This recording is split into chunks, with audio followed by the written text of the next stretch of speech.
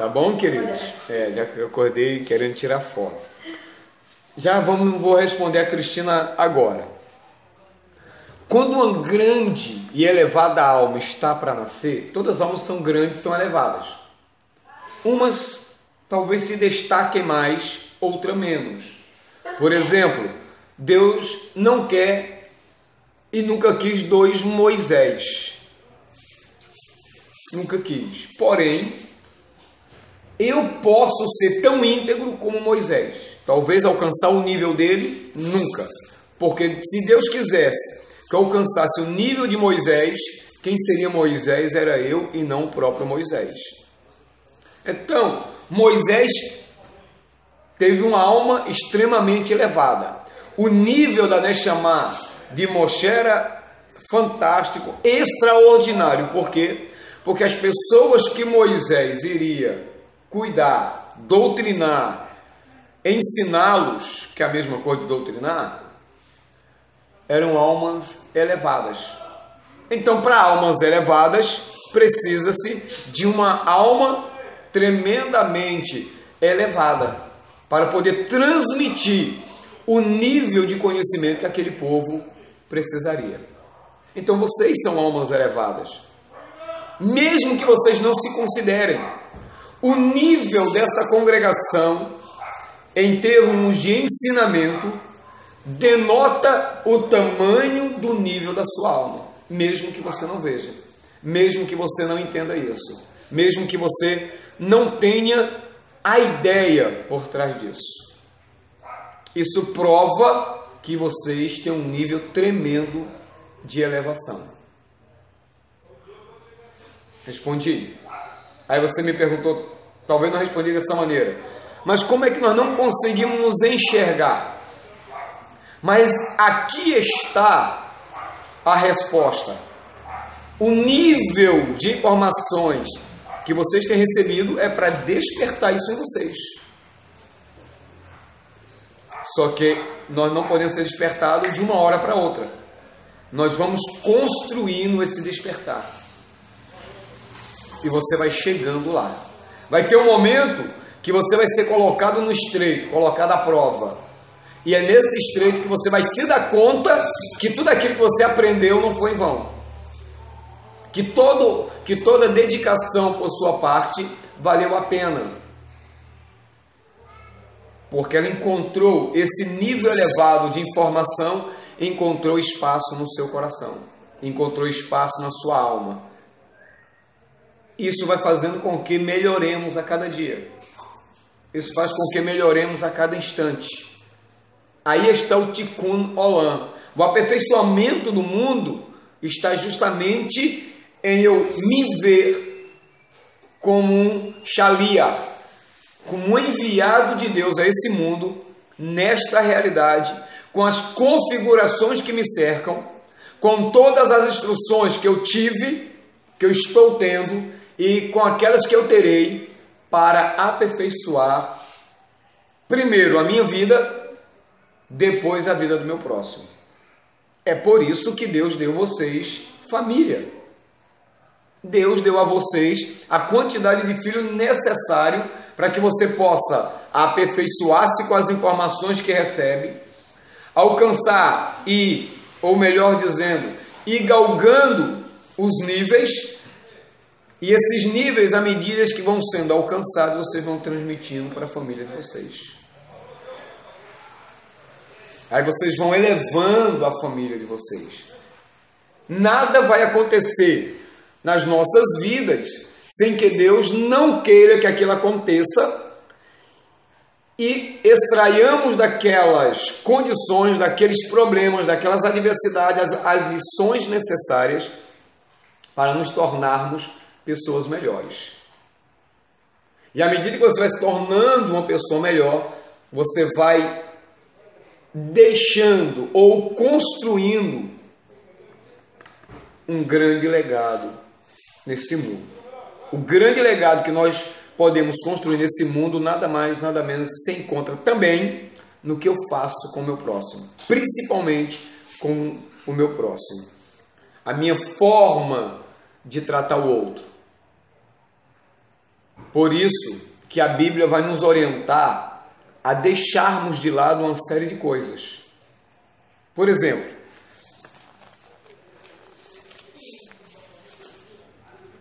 vamos abrir as nossas Bíblias lá na Brit Hadashah, no Novo Testamento.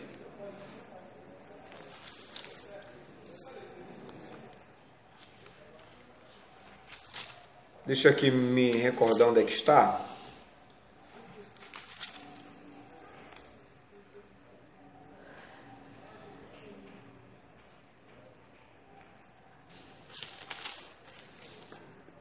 Ele vai nos exortar antes disso, vamos lá para Efésios.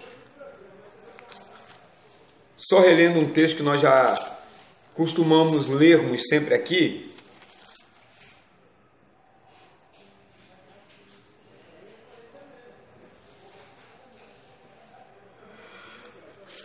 Capítulo 4.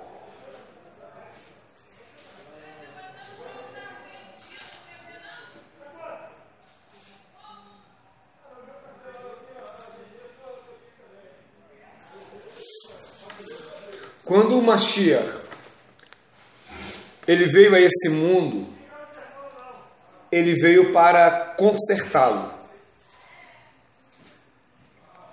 Quando ele voltar, haverá o conserto total, porque ele vai punir o pecado e os pecadores. E vai coroar todos aqueles que permaneceram fiel a ele. E em Efésios capítulo 4, vai dizer o seguinte, a partir do verso 10. Aquele que desceu é também o mesmo que subiu acima de todos os céus, para cumprir todas as coisas. Então ele veio completar todas as coisas. Ainda não vemos tudo isso sendo uma realidade, mas será. Não é uma realidade para mim e para você hoje, mas é uma realidade espiritual. Nos céus já é uma realidade. Como tudo depende do tempo, e Deus determinou o tempo para que todas as coisas aconteçam, então nós estamos aqui trabalhando para que esse tempo aconteça, esperando os últimos acontecimentos. Então, ele veio cumprir todas as coisas. O verso 11 diz, e ele mesmo deu, ou seja, Jesus, Yeshua, ele mesmo deu. Lembre-se que lá em Mateus, no capítulo final, se eu não me engano, verso 18 ao verso 19, do capítulo 28 de Mateus, se eu não estou equivocado, diz o seguinte, que ele disse aos seus discípulos, é-me dado todo o poder e autoridade nos céus e na terra. Ele recebeu de Deus, do Pai, da Kadosh Baruch Hu, esse poder, essa autoridade de governar, de distribuir o que ele tem com aqueles que ele quer da maneira que bem lhe apraz, da maneira que lhe agrada. Então todo o poder e autoridade está entregue nas mãos do Mashiach. E ele mesmo deu uns como apóstolos, outros para profetas, outros para evangelistas e outros para pastores e doutores, né? Ou mestres. Ele deu. Então não é todos que são pastores, não são todos que são apóstolos, nem são todos que são evangelistas, mas é ele que dá, não é uma faculdade. A faculdade pode até preparar o pastor, mas não o faz pastor. Pode preparar o apóstolo, mas não o faz apóstolo. Isto, quem dá como função, como dom, habilidade, é o próprio Mashiach. É o próprio Cristo, é o próprio Yeshua. Ele deu uns para que essas funções, para que esses ministérios sejam executados na terra. Com qual objetivo? 12. Ele deu apóstolos, evangelistas, profetas, pastores, mestres, visando, querendo, exigindo ou dando condições do aperfeiçoamento. A palavra aperfeiçoamento é a palavra tikkun. Tikkun. retificação. Então, o desejo do Mashiach é que nós sejamos aperfeiçoados. E como isso irá acontecer? Através da doação que o Mashiach faz ao mundo de apóstolos, profetas, evangelistas, pastores e mestres. Visando ou querendo o aperfeiçoamento dos santos. Para quê? Com objetivo, para a obra do ministério, para a edificação do corpo do Mashiach, até que todos cheguem à unidade da fé e ao conhecimento do Filho de Elohim, a varão perfeito, à medida da estatura plena de Cristo, para que não sejamos mais meninos inconstantes, levados em roda por todo o vento de doutrina, pelo engano dos homens que, com astúcia, enganam fraudulentamente. Percebe-se que aqui nesse texto mostra, através do apóstolo Paulo, Shaul HaShaliach, o emissário, o comissionado, o enviado Paulo, ele tem essas orientações da parte da Kadosh Baruch Hu, e ele deixa isso escrito, dizendo que os verdadeiros pastores, os verdadeiros apóstolos, evangelistas, profetas, pastores e mestres visam, procuram, eles se doam, eles se dedicam ao aperfeiçoamento do corpo de Cristo. Você percebe que até o verso 14, do 12 ao 14, ele vai dizer que existe o aperfeiçoamento dos santos, para que a obra de Deus seja feita com zelo, para o crescimento do corpo de Cristo. Para quê? Para que todos cheguemos à unidade da fé. Ou seja, para que todos andem no mesmo caminho. Para que todos alcancem níveis. Esses níveis são aqueles que cada um nasce para alcançar. Está complicado de entender? Não, né? A medida da fé, ao conhecimento do Filho de Deus, a varão perfeito, a medida da estatura completa do Mashiach. Você percebe que a função minha, a função dos pastores, é elevar o nível da Kehillah. É fazer com que nós nos aproximemos cada vez mais da Kadosh Baruch Hu. Está difícil de entender?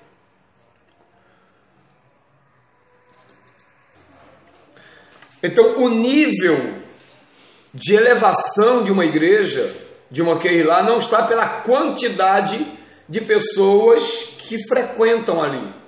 Claro, se existe um grande fluxo de pessoas indo numa Kehillah, numa igreja, isso indica que aquela congregação tem um grande potencial de falar de Deus dentro das possibilidades de cada um ouvir e entender.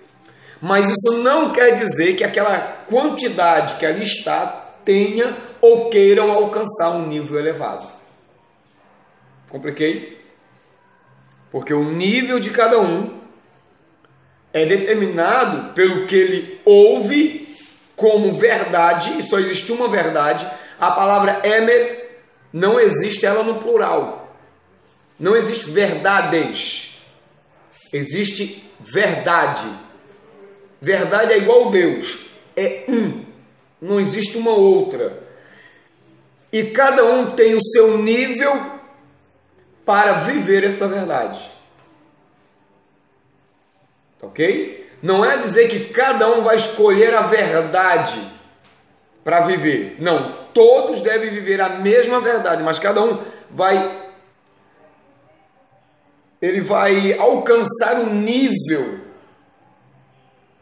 que Deus quer que ele alcance. Claro que vai depender muito da pessoa, Vai depender muito da dedicação de tal pessoa. Alguma dúvida, queridos? Percebe aí a importância de uma igreja? Por isso que uma Keilah, nada mais nada menos, é uma sala de aula espiritual. É uma sala de aula celestial. Não é em vão que os anjos, ou o título anjo ou malar, são atribuídos aos pastores da igreja. Por quê? Porque eles são professores de um pedaço do céu. Ou seja, cada igreja precisa ser um centro de recuperação de vidas através dos ensinamentos da Torá, do Brit Hadashah, ou seja, do Velho e do Novo Testamento, estimulando os seus frequentadores a andar de acordo com os mandamentos. Os níveis é uma coisa de Deus para com a pessoa e da pessoa para com Deus. Dúvida? Nenhuma dúvida? Aí a Bíblia, então, ela vai nos orientar, ela vai nos nortear a abandonarmos algumas práticas. Ela vai mostrar o nosso estado, né? Como está no capítulo 5 de Romanos.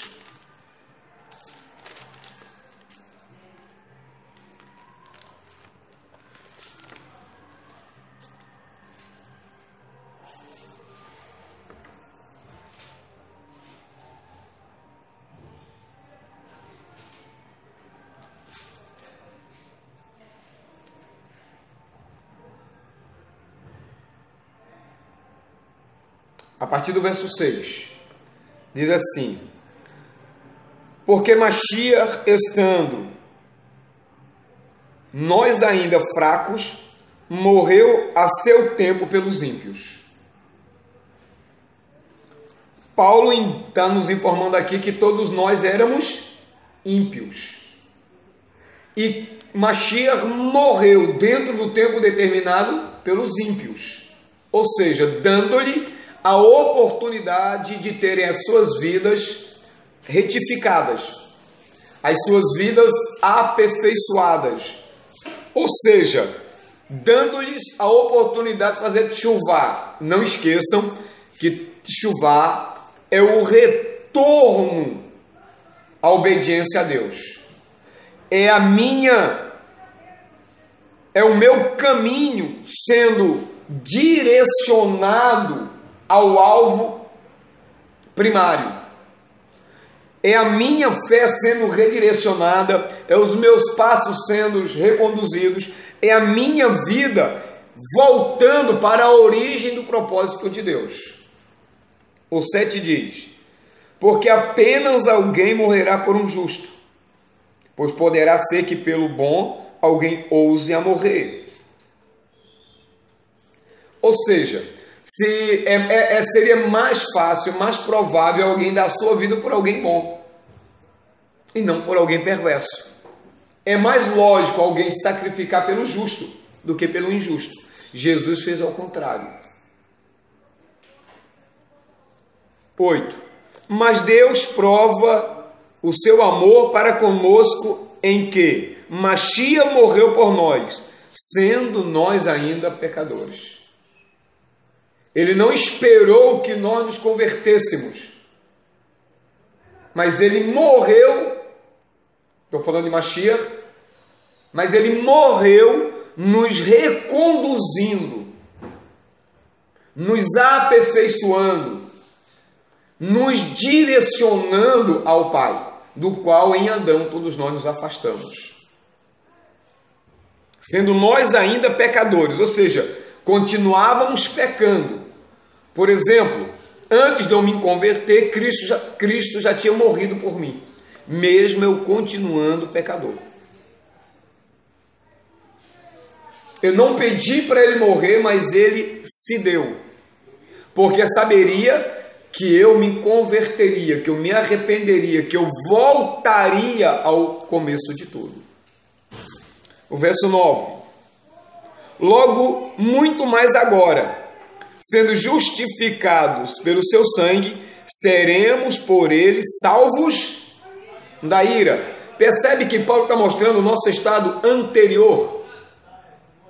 Captou? Nós éramos o quê?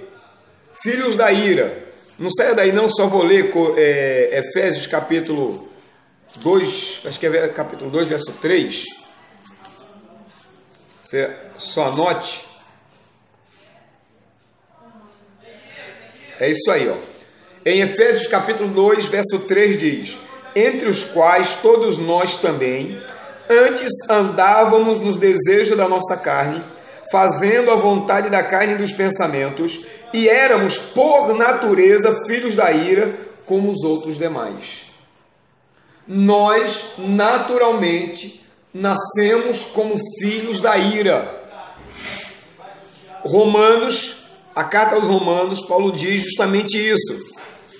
Logo, muito mais agora, sendo inocentados pelo sangue, percebe que Deus usou o sangue do Mashiach para nos purificar. Você não deve esquecer que ele está usando aqui a linguagem metafórica do sacrifício. O que purificava era o derramamento do sangue no dia de Yom Kippur, quando espagia-se o sangue na Arca da Aliança e Deus perdoava o pecado do povo. Então o Mashiach, o sangue do Mashiach, ele nos tornou inocentes, ele nos purificou do pecado. Ele não encobriu os nossos pecados como fazia, de certa forma, os sacrifícios de touros e bodes daquela época.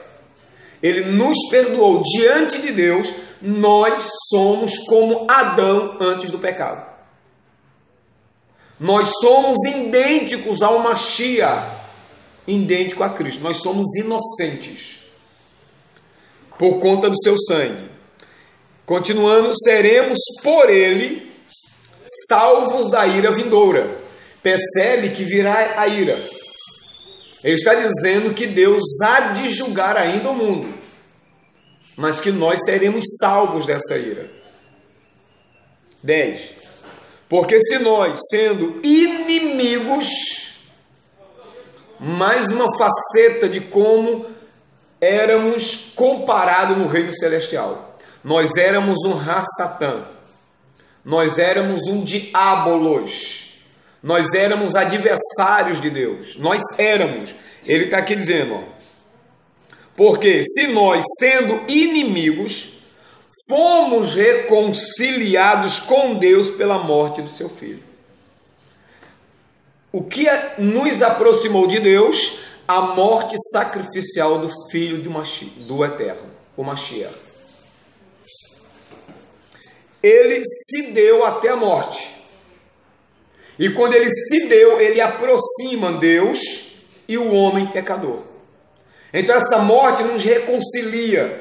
Não há necessidade de reconciliação para dois amigos. Só há necessidade de reconciliação, reconciliar. Ou seja, houve uma conciliação antes e agora houve uma necessidade de reconciliar por conta de um desses amigos se tornar inimigo um do outro. Ou seja, o meu feito me fez inimigo de Deus, porque eu quebrei o contrato.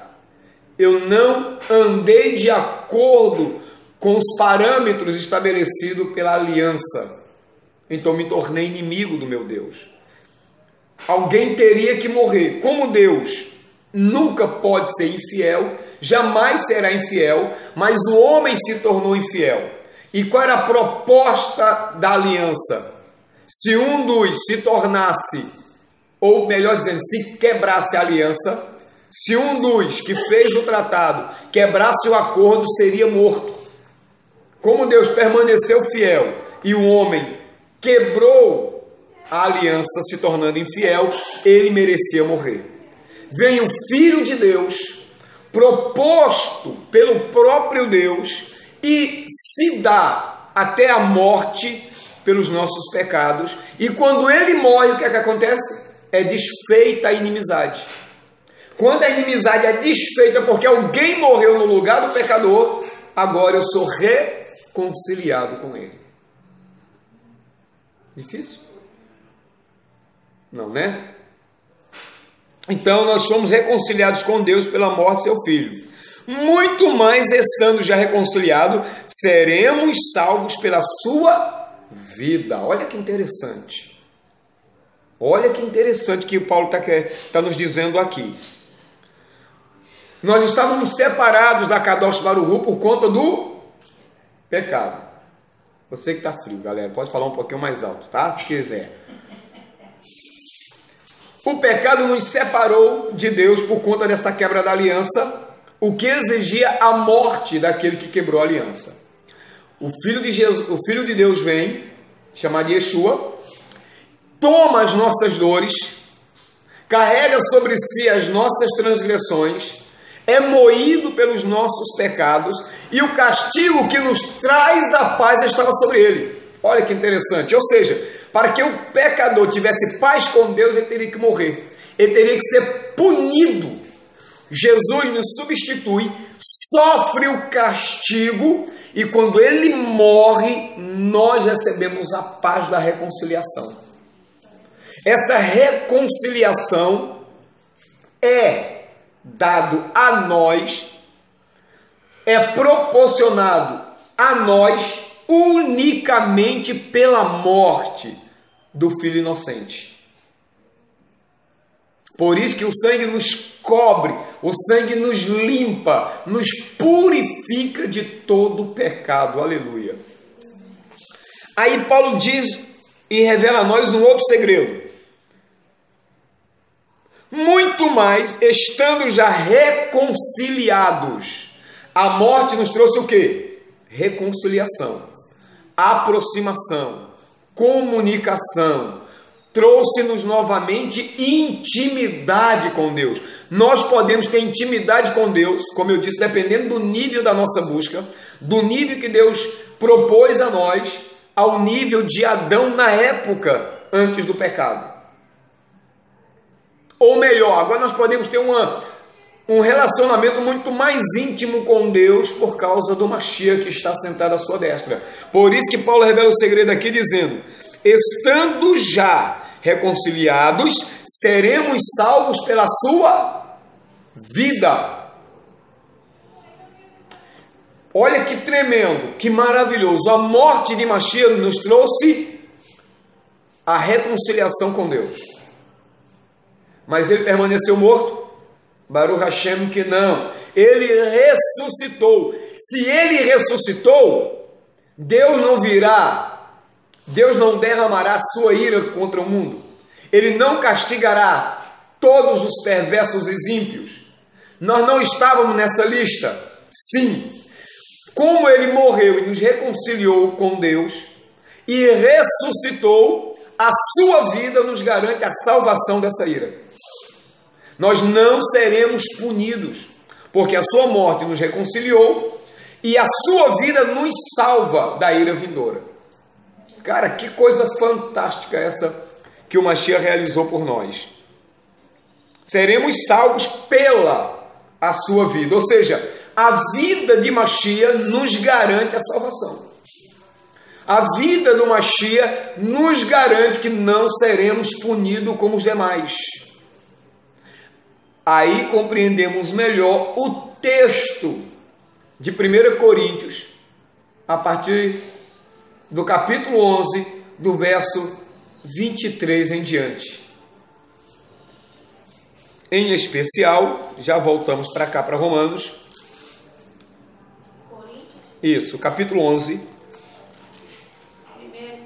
Isso. A partir do verso 23. Paulo diz: porque eu recebi do Senhor o que também vos ensinei, que o Senhor Yeshua, na noite que foi traído, tomou o pão, e tendo dado graças, o partiu e disse: tomai e comei, isto é o meu corpo que é partido por vós. Fazei isto em memória de mim. Semelhantemente, depois de cear, tomou o cálice, dizendo: este cálice é o novo testamento no meu sangue, é o novo pacto, é o novo concerto, é a nova aliança. Fazei isto todas as vezes que eu beberes em memória de mim, porque todas as vezes que comerdes este pão e beberdes este cálice, anunciais a morte do Senhor até que ele venha. Olha que lindo. Fomos reconciliados com Deus através do quê? Da morte do Mashiach. A morte dele nos trouxe reconciliação. Se o sangue dele caiu sobre nós, quem é que morreu junto com ele? Cada um de nós que cremos nele. Nós estamos mortos com Jesus. Por isso que a morte de Jesus é diante de Deus a nossa morte. Por isso que nós precisamos crer nele. O que é crer nele? É andar como ele nos instrui. Porque eu já morri para o pecado. Por isso que Paulo está dizendo aqui que todas as vezes que comemos o pão e bebemos o cálice, estamos fazendo o quê? Estamos anunciando a morte do Mashiach. Se nós comemos a carne de um morto e bebemos um sangue de um morto, o que é que acontece? Nós nos identificamos com ele. Então estamos mortos junto com ele.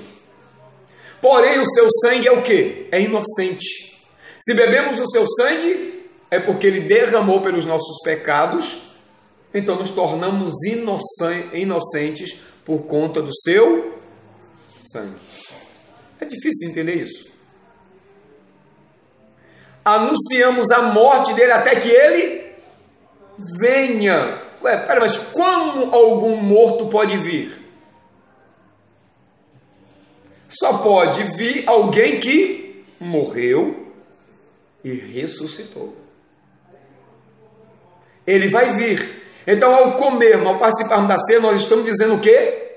Que ele morreu e que ele também ressuscitou. Presta atenção nisso. Ouça o que eu vou te dizer. Ouça com bastante atenção. Enquanto nós estivermos no mundo, nós estamos mortos. Vou repetir. Enquanto nós que cremos no Mashiach estivermos no mundo, estamos mortos para o mundo. Estamos mortos para o pecado. Estamos mortos para esse sistema de mundo. Como os textos estão pipocando na minha mente, é isso que Colossenses capítulo 3, eu nem sei se vai dar para mim voltar para onde eu quero, mas deixo-me ser conduzido pela Ruach HaKodesh. É isso que o capítulo 3 de Colossenses, verso 1 em diante diz. Ele diz: portanto, se já ressuscitaste com Cristo, buscai as coisas que são de cima, onde Cristo está sentado à destra de Deus. Pensai nas coisas que são de cima e não nas que são da terra. Por quê? Porque já estáis mortos e a vossa vida está escondida com Cristo em Deus. Quando Cristo, que é a nossa vida, se manifestar, então também vós vos com ele mortificai, pois os vossos membros que estão sobre a terra. Enquanto estivermos aqui na terra, devemos estar mortos para o mundo, para o sistema de mundo, para o pecado. Captou a informação? Se eu estou morto, ele vai dizer aqui, olha, a prostituição, a impureza, o apetite desordenado, a vil concupiscência, a avareza, que é a idolatria, pelas quais coisas vem a ira de Deus sobre os filhos da desobediência.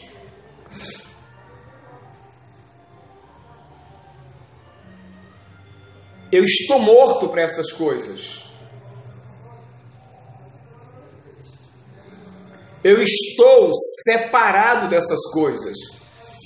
Por isso que, quando nós comemos o pão e o sangue, e os cálices, o vinho, o pão e o suco da uva, corpo e sangue, o que é que está acontecendo nesse momento? Eu estou declarando que eu estou morto com Cristo. Se eu estou morto com Cristo, prostituição não tem mais poder sobre a minha vida. A glutonaria, ou o apetite desordenado, que ele pode ser qualquer coisa que me leve ao exagero das coisas lícitas, que me torna um viciado. A vil concupiscência, porque a ira de Deus vem sobre quem pratica essas coisas, sobre os filhos da desobediência. Você percebe que o texto começa dizendo que nós já ressuscitamos com Cristo? Faço uma pergunta a vocês: Cristo ressuscitou? Sim ou não? E aonde Ele está? Aonde Ele está? Ele está à direita do Pai. Ele agora reside nas regiões celestiais. E eu e você residimos aonde? Não. Se nós ressuscitamos com Cristo, devemos buscar as coisas que são... Nós vivemos no mundo, mas temos que buscar as coisas que vêm. Jesus disse: nós estamos no mundo, mas não somos deste mundo. Aí olha o que Paulo está dizendo: buscai as coisas que são de cima, onde Cristo está. O que é que ele está dizendo? Tragam os céus à terra. Vivam aqui como se estivessem vivendo lá nos céus.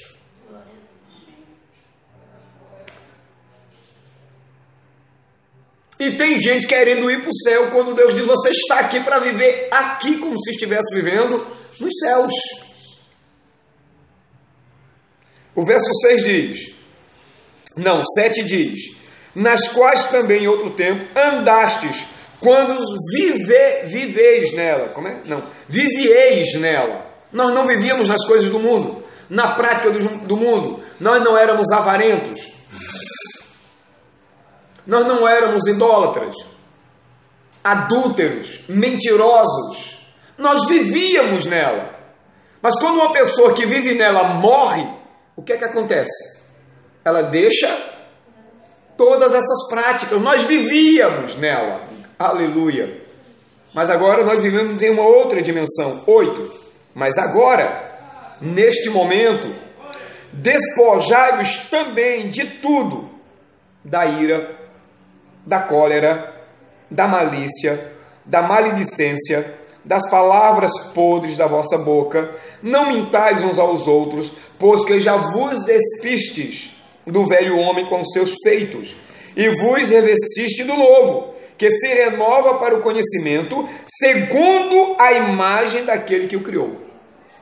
Nós morremos para o mundo e vivemos para Deus. Para quê? Para nos tornarmos a imagem daquele que nos criou. Estamos longe disso? Não. Estamos distante? Pelo contrário. Estamos muito perto de ser essa imagem aqui que Deus criou. Mas para isso é preciso que nos despirmos do velho homem, com os seus feitos. E como alguém deixa o velho homem? Se não morrer primeiro. Percebe que nós estamos mortos, mas ainda estamos no mundo. Mas por que ainda estamos no mundo? Porque estamos aqui oferecendo os nossos dons, as nossas habilidades. Deus me colocou como pastor aqui para aperfeiçoar vocês, para consertar vocês, para melhorar vocês, para nos aperfeiçoarmos, para chegarmos à estatura de varão perfeito. Para que nós possamos atrair o reino de Deus à terra. Quem é que traz o reino de Deus à terra? Nós. Por quê? Porque morremos para o mundo e ressuscitamos para viver para Deus.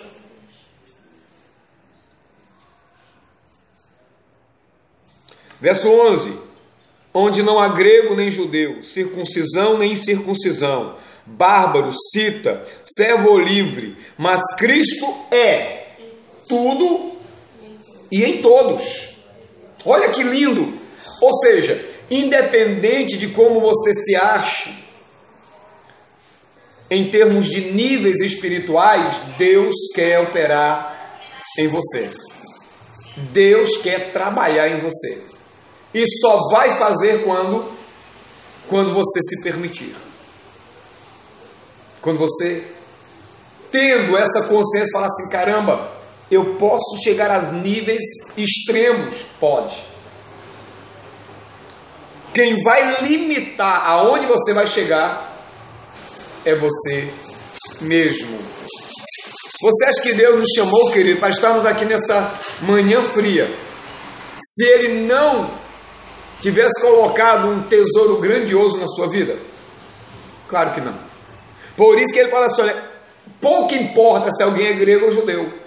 Pouco importa se alguém tem a circuncisão ou não tem circuncisão, se ele é bárbaro, se ele é cita, se ele é servo ou se ele é livre. O que importa é que Cristo é tudo em todos. Cara, isso é fabuloso. Aí ele vai dizer no verso 12: revesti-vos, pois, como eleitos de Deus, santos e amados, de entranhas de misericórdia, de benignidade, de humildade, de mansidão, de longanimidade. Vou repetir. Nós devemos o que, queridos? Nos revestir, primeiro, como eleitos de Deus. Quem foi que nos escolheu? Olha que privilégio. Poderia estar sentado um doutor no seu lugar. Mas por que ele não escolheu um doutor e escolheu você? É porque você é melhor do que o outro? Não, mas você é especial. E ele diz: santos e amados. O que foi que aconteceu aqui? Ele nos separou. E essa separação se deu. O amor de Deus. Por isso que santos e eleitos se dá por conta desse amor que Deus tem por nós. E ele diz: revesti-vos de entranhas de misericórdias, de entranhas de benignidade, de entranhas de humildade, de mansidão e longanimidade. Isso são atributos divinos. Isso são atributos de Deus. E o que é que ele está dizendo para mim e para você? Como você já está num ambiente elevado, que é um ambiente celestial, porque o reino de Deus está dentro de vós, vocês devem agora se revestir. Revestir é vestir de novo. Em Adão nós estávamos revestidos disso. Ele pecou e nós pecamos. Ele nos tira, ele diz aqui, olha, despojai-vos. O que é despojar? É arrancar de si a velha natureza do velho homem. E agora você deve se revestir com aquelas roupas que Deus te deu.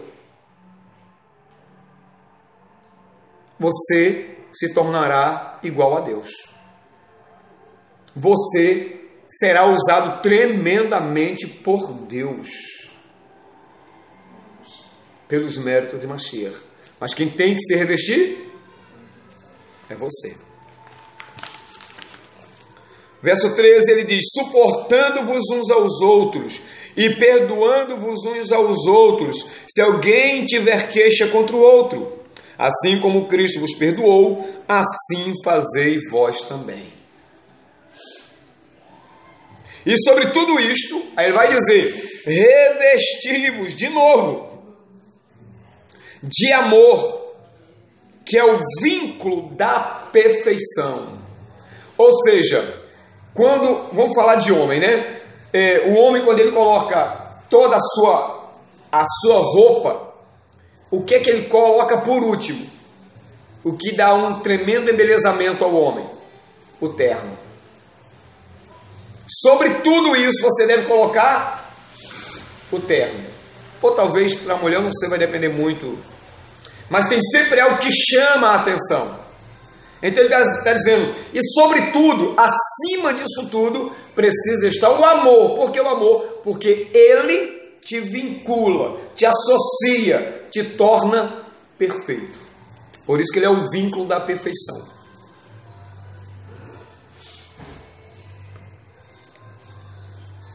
E a paz de Deus, para a qual também foste chamado em um corpo, domine em vossos corações e sede agradecidos.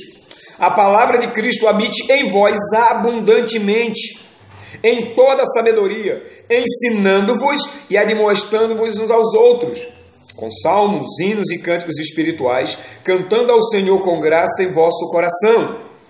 E quanto fizerdes por palavra ou por obras, fazei tudo em nome do Senhor Yeshua, dando por ele graças a Deus, o Pai. Que lindo, né? Pastor, isso é fácil? É. Basta querer. O pecado, os nossos defeitos, não podem nos impedir de sermos perfeitos. Se ele diz que nós podemos ser completos, nós podemos ser completos. Dúvidas? O que foi que você está assim decepcionada?